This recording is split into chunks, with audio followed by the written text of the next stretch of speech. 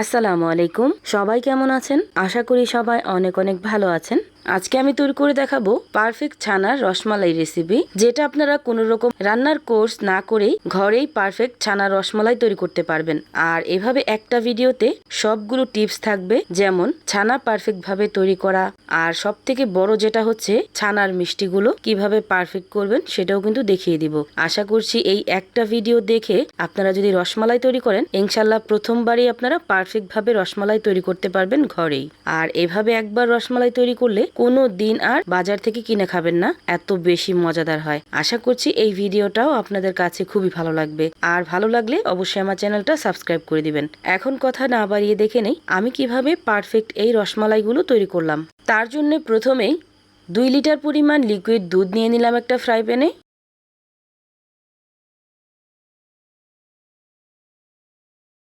এখন এই লিকুইড দুধটাকে অনবরত নেড়ে চেড়ে একটা বলক দিয়ে নিব। কোনোভাবে কিন্তু জাল করে ঘন করার কোনো প্রয়োজন নেই, কারণ আমি এই দুধটা দিয়ে ছানা কেটে নেব।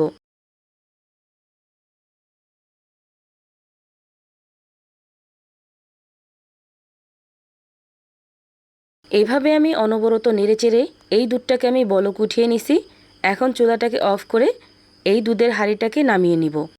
আর এদিকে ছানা কাটার জন্য 1/3 কাপ পরিমাণ পানি আর 1 চামচ পরিমাণ ভিনেগার দিয়ে দিলাম। এখন এই পানি আর ভিনেগারটা খুব ভালোভাবে মিশিয়ে নিব। এদিকে যে লিকুইড দুধটা আমি নামিয়ে রাখছিলাম, ওইটা নামিয়ে এইভাবে একটু নেড়ে চেড়ে দিব, যাতে করে এই লিকুইড দুধটা কিছুটা ঠান্ডা হয়ে যায়।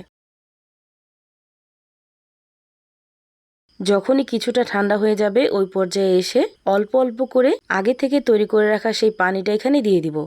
এভাবে দিব আর আলতো হাতে নেড়ে দিব। আর একবারে দেওয়া যাবে না, 2 বারে দিয়ে তারপর এই ছানাটাকে কেটে নেবেন। যদি দুধটা বেশি গরম অবস্থায় ছানাটা কাটেন, তাহলে কিন্তু ছানাটা শক্ত হয়ে যাবে, ওই ক্ষেত্রে মিষ্টিগুলো বানানোর সময় ফেটে যাবে। আর এই তো দেখতেই পাচ্ছেন পারফেক্টলি কিন্তু ছানাটা কাটা হয়ে গেছে। এখন কিন্তু ছানাটাকে আর এভাবে বেশিক্ষণ রাখা যাবে না, তাহলেও কিন্তু গরমে ছানাটা বেশি শক্ত হয়ে যাবে। তার জন্য ছানা কাটার সাথে সাথে এইরকম একটা স্টানে করে সুতি কাপড়ের উপর এইভাবে দিয়ে দিবেন। আর সাথে সাথে ঠান্ডা পানি দিয়ে ধুয়ে নেবেন, যাতে করে ভিনিগারের গন্ধটা চলে যায়।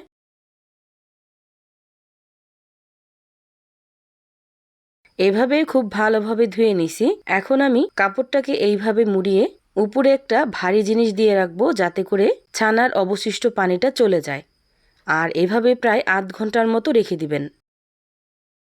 ছানা থেকে অবশিষ্ট পানিটা পড়তে থাক। এদিকে আমি 1 লিটার পরিমাণ লিকুইড দুধ নিয়ে নিছি একটা ফ্রাই প্যানে। এখন কোনো রকম চিনি ছাড়া এই লিকুইড দুধটাকে জাল করে একদম অর্ধেকটা করে নিব। আর যতবার সর পড়বে ততবার সরটাকে এইভাবে একটু ভেঙে নেড়ে দিতে হবে। এখন এভাবেই রান্না করব যতক্ষণ না পারফেক্টলি ঘন হয়ে যাচ্ছে। যখনই এইরকম ঘনত্ব হয়ে যাবে আর দুধের কালারটা একটু চেঞ্জ হয়ে যাবে, এই পর্যায়ে এসে এখানে প্রায় 3 চামচ পরিমাণ চিনি দিয়ে দিলাম। চিনি একেবারেই আপনাদের ব্যক্তিগত ব্যাপার। যদি মিষ্টি পছন্দ করেন, এখানে 1/3 কাপ পরিমাণ চিনি দিয়ে দিবেন। এখন সুঘ্রাণের জন্য 3টা এলাচ দিয়ে দিলাম। এখানে কিন্তু কোনো রকম ক্যারামেল ব্যবহার করা যাবে না, জাল করতে করতে এমনিই সুন্দর একটা কালার চলে আসবে। এখন কিন্তু আর বেশিক্ষণ রান্না করে ঘন করার কোনো প্রয়োজন নেই। 2-3টা বলক আসার পর চুলাটাকে অফ করে এভাবেই রেখে দেব। এদিকে যে ছানাটা রেস্টে রাখছিলাম, ওইটাও কিন্তু খুব সুন্দরভাবে ছানা থেকে পানিটা ঝরে গেছে। এখন এই সবটুকু ছানা ছড়ানো একটা পাত্রে নিয়ে নিলাম। আর দেখতেই পাচ্ছেন ছানাটা কত বেশি সফট হয়েছে।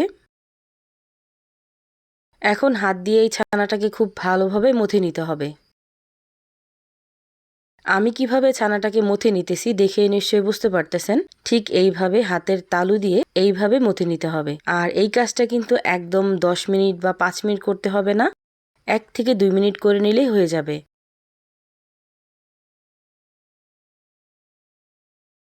এইভাবে 2 মিনিট মেখে নেওয়ার পর 1 চিমটি পরিমাণ দিয়ে দিলাম বেকিং পাউডার। এখানে কিন্তু কোনো রকম বেকিং সোডা দেওয়া যাবে না, বেকিং পাউডার দিয়ে দিবেন 1 চিমটি পরিমাণ। এখন এই বেকিং সোডাটা দিয়েও 2 মিনিটের মতো ঠিক এইভাবে মথে নেব।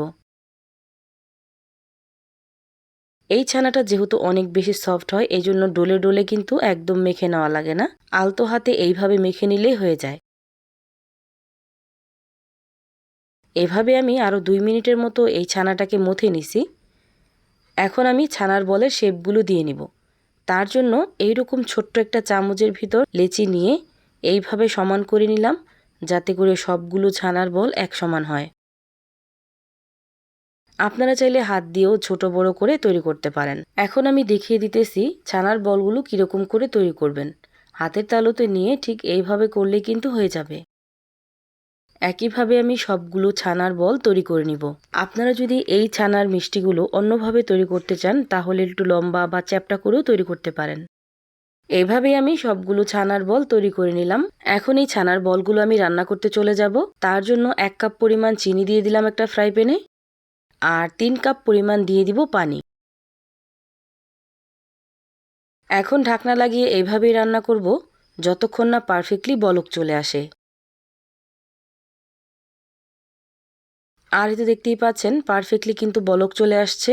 এখন কিন্তু জাল করে এই শিরাটাকে ঘন করা যাবে না। যখনই বলক চলে আসবে তখন আগে থেকে বানিয়ে রাখা একটা বল এভাবে দিয়ে দিতে হবে, আর ঢাকা দিয়ে দিবেন। যদি ভেঙে যায় ছানার বলটা, আবার ছোট ছোট এইভাবে বল বানিয়ে নেবেন। যেহেতু ছানার বলটা ফাটে নাই বা ভেঙে যায় নাই, তার জন্য সবটুকু ছানার বল এভাবে দিয়ে দিলাম, আর ঢাকা দিয়ে ঘড়ি ধরে 5 মিনিট পর্যন্ত রান্না করব। আর এই 5 মিনিট চুলার আঁচটা থাকবে মিডিয়াম হিটে, আর কোনোভাবে কিন্তু ঢাকনা উঠানো যাবে না।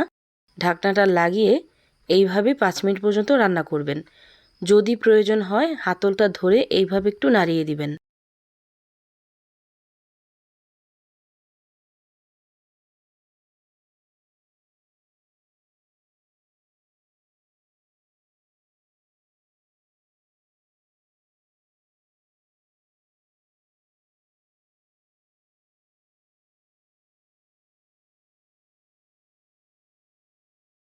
পাঁচ মিনিট পর ঢাকনাটা আমি উঠিয়ে নিলাম। দেখতেই পাচ্ছেন ছানার বলগুলো কিন্তু পারফেক্টলি ফুলে উঠছে, আর একটা ছানার বলও কিন্তু ভেঙে যায় নাই। এখন আমি একটু চেক করে দেখাচ্ছি যে ছানার বলটা পারফেক্ট হয়েছে কিনা। তার জন্য একটা গ্লাসের ভিতর কিছুটা পরিমাণ ঠান্ডা পানি নিয়ে নিলাম, আর একটা ছানার মিষ্টি দিয়ে দিলাম। আর এতে দেখতেই পাচ্ছেন ছানার এই মিষ্টিটা কিন্তু নিচে পড়ে গেল, তার মানে ছানার এই মিষ্টিটা একদম পারফেক্ট হয়েছে। এখন আমি চুলাটাকে অফ করে এভাবেই রেখে দেব পরিপূর্ণভাবে ঠান্ডা হওয়ার জন্য। যদি এই ছানার বলটা ভেসে থাকতো তাহলে এভাবে আরও 5 মিনিট পর্যন্ত রান্না করে নিতে হতো। এদিকে আগে থেকে তৈরি করে রাখা সেই মালাইটা কিন্তু পারফেক্টলি রেডি হয়ে গেছে। দেখতেই পাচ্ছেন কতটা ঘন আর কতটা সর হয়েছে। এখন ঠান্ডা হয়ে যাওয়া সেই মিষ্টিগুলো ঠিক এইভাবে হাত দিয়ে চেপে রসটাকে ফেলে তারপর এই মালাইয়ের ভিতর দিয়ে দিতে হবে। যদি রস সহ দেন তাহলে কিন্তু মালাইগুলো ভিতরে ঢুকবে না।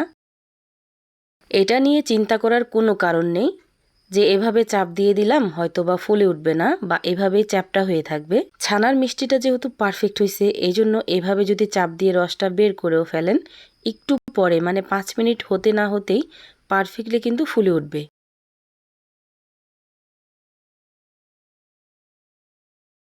এভাবে আমি সবগুলো মিষ্টি হাত দিয়ে চেপে রসটা বের করে দিয়ে দিলাম, আর এভাবেই রেখে দেব এখন 1 ঘন্টার জন্য। আপনারা চাইলে নর্মাল ফ্রিজে রেখে ঠান্ডা করেও খেতে পারেন। আমি এভাবেই বাইরে রেখে দেব।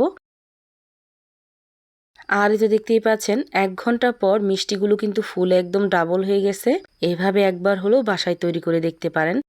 ভিডিওটা দেখার পরও যদি বুঝতে না পারেন বা কোনো সমস্যা হয় তাহলে অবশ্যই কমেন্ট করে জানাবেন। আমি রিপ্লাই দিয়ে আপনাদেরকে জানিয়ে দিব যে কিভাবে কি করতে হবে। আর এইভাবে যদি তৈরি করে বাসায় আপনারা খান অবশ্যই কমেন্ট করে জানাবেন আপনাদের কাছে কেমন লাগছে আর কীরকম হয়েছে এই রসমালাইগুলো। এই রেসিপিটা শিখতে কোনো রকম টাকা পয়সাও লাগবে না, জাস্ট একটু মন দিয়ে দেখলেই হয়ে যাবে। তো আশা করছি আজকের এই ভিডিওটা আপনাদের কাছেও খুবই ভালো লাগবে। আর ভালো লাগলে লাইক, কমেন্ট অ্যান্ড শেয়ার করতে ভুলবেন না। সবাই ভালো থাকবেন, সুস্থ থাকবেন। আল্লাহ হাফেজ।